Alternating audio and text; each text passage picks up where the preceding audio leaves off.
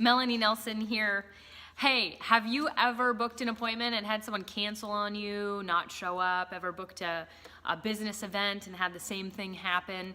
I have received a lot of feedback in the last couple weeks on booking solid appointments, people being very disappointed with their outcomes. And I want to talk to you a little bit about why that happens. And part of it is what I would call intangible, and the other part of it is very tangible. The tangible part is systems. I'm going to cover the systems to success here, because whether you are business to business model, whether you are a consultant, whether you are in network marketing, you are going to be booking appointments. And it's really important that your expectations be on par with the kind of results you're going to get based on the tangible system, okay, which I'm going to be talking a lot about. And as far as your expectations go, are the people you're calling cold contacts or are they warm contacts? Because if they're cold, you need to be emotionally prepared that your results will not be nearly as good, typically, if they're your warm contacts, okay? So what I mean is that it'll take more calls to book more appointments if it's a cold contact. It'll take more appointments to close a sale or a contract or a deal or a partner or whatever the case might be. That's just how it goes. So align your expectations so that you don't get discouraged, you don't feel like a failure, because it's not you. This is just how it works. Now, if you're getting not so great results with your warm market, then we have a few things to look at. The intangible is the quality of the prospect you've called, the relationship, the quality of the relationship that you have with that person. Maybe it's not as good as you thought it was. Or how about your credibility within your warm market? Now, have you done some things in the past, maybe haven't worked out so well, maybe lost a little bit of credibility within your network? Well, then you have to rebuild that probably outside of your network. Now, if you have great quality people in your network, if you have a great relationship with them and you have credibility with them, and that can be a hard pill to swallow, and try to be honest with yourself in regards to that. Maybe ask a really brutally honest friend about whether or not that's actually the case for you. But if it is, and you're not getting great results, then it's definitely system orientated. There are things you are not doing or doing incorrectly that are causing poor show up rate or high cancellations or no shows or those types of things within your activities in your industry. And I'm going to get into those next. So again, no matter if you're business to business, you're a consultant, or you're in network marketing, chances are you're booking, presentations, events, appointments, that kind of thing. So the first thing that you absolutely need, non-negotiable, is a working list from your database. You're in business, folks. You need to have a database. All right, that means a list of everyone you know and know of, and that should be absolutely no less than 200 people, because statistically that's what the average person knows. And if you don't have that, then you need to be working on building your network on a daily basis. Okay, never has that been easier than today in the 21st century with social media marketing. Number two, just don't be weird. That's my number one rule when it comes to that. Number two, so you've got your working list. I always like to work with a list of between 10 to 30 people at any given time. So I might delve from my database a working list of 10 to 30 people if I'm working into my next couple weeks, or I'm working into a presentation, or I'm looking to book one-on-one appointments, okay? So number two is that when I'm making those phone calls, and I'm gonna talk about phone calls here in a sec, I just gave away the secret here, sorry. Two options that the person you're calling can choose from as far as booking into. So let's say you're in network marketing and you have it's makeup, and you're doing 2 makeup events, 2 ladies' nights in, or something along those lines. That's what you need to have. It's not just one. You don't just book one. You have 2 in a short frame of time that they can choose from. Psychologically, people do not like being cornered into a specific, they don't like feeling like cattle. And so if you only have one option, it's like a cow being put in one of those pens and directed forward. People like to have the feeling of options. It's like, hey, I'm having one on this Friday night or next Saturday night, which one works better for you, kind of thing, right?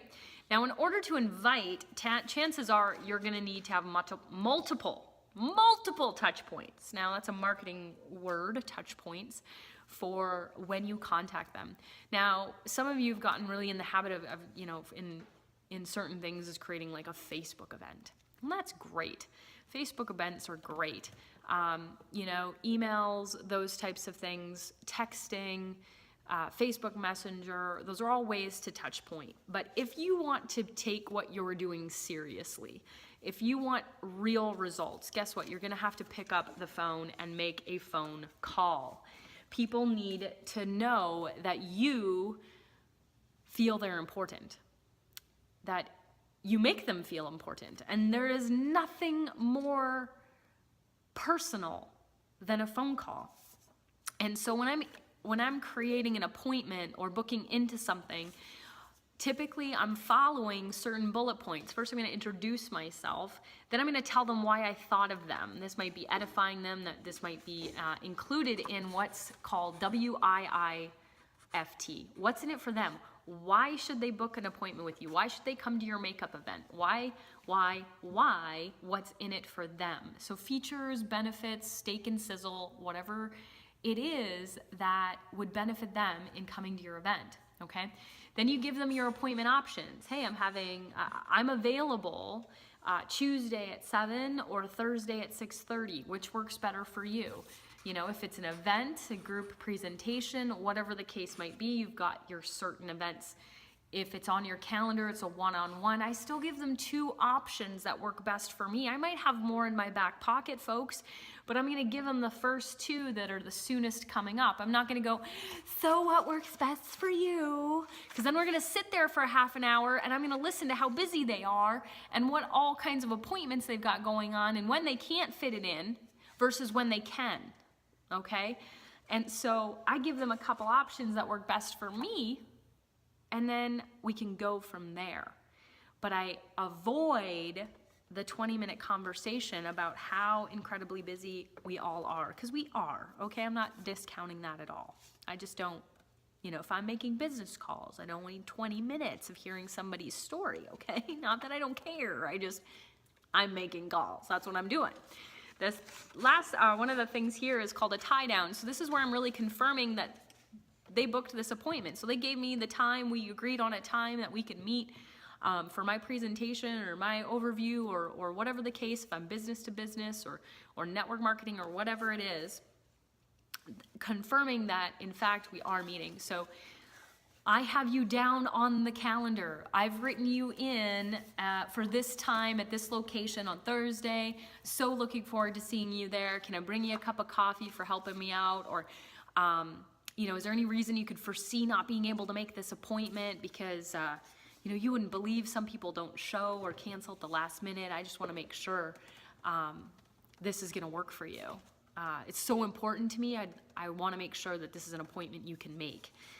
Those kinds of statements are what I call a tie down. And there's some really ballsy ones out there and there's some Minnesota nice ones out there. But either way, you are confirming that, yes, this is a solid appointment, and I call that a tie down. Then you want to say, thank you so much. Really looking forward to it. See you then. Now you're going to follow up probably a day, no more than 2 prior to the appointment, to just let them know you're looking forward to the appointment. Maybe that they come a few minutes early or that you'll be a few minutes early. That it's going to be a ton of fun or really educational or whatever the case might be. A little bit of selling, a little bit of marketing in there, but assumptive language that they're going to be there. No weak language in your follow-up or on the phone call. What I mean by that is, I really hope to see you there. Let me know if something comes up. When we use that, we've opened the back door, and guess what? They're gonna take it, okay? This is the human nature is to take the path of least resistance, folks.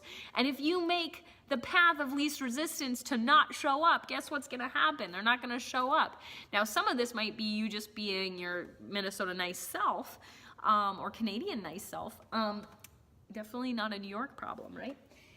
Or Just kidding, you guys.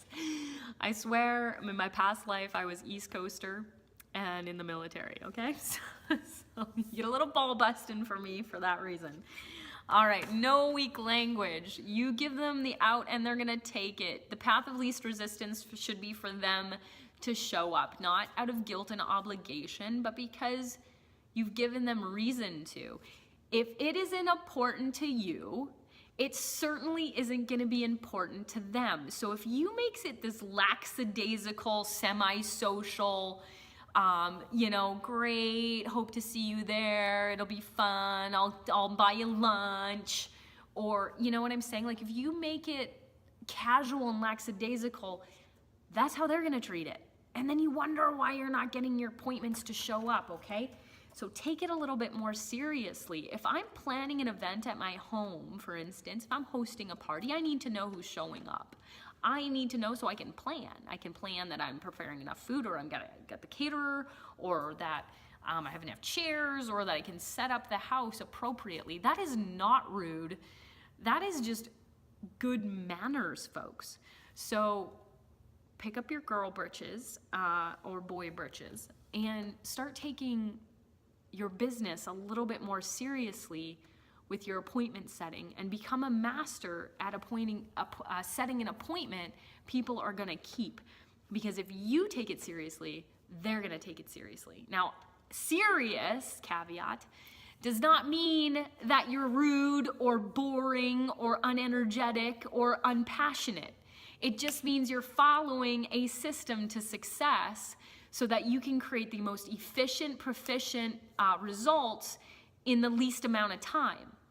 Doesn't that just make sense, you guys? Love your feedback on this video, and if you want any clarification on anything, look forward to seeing those comments.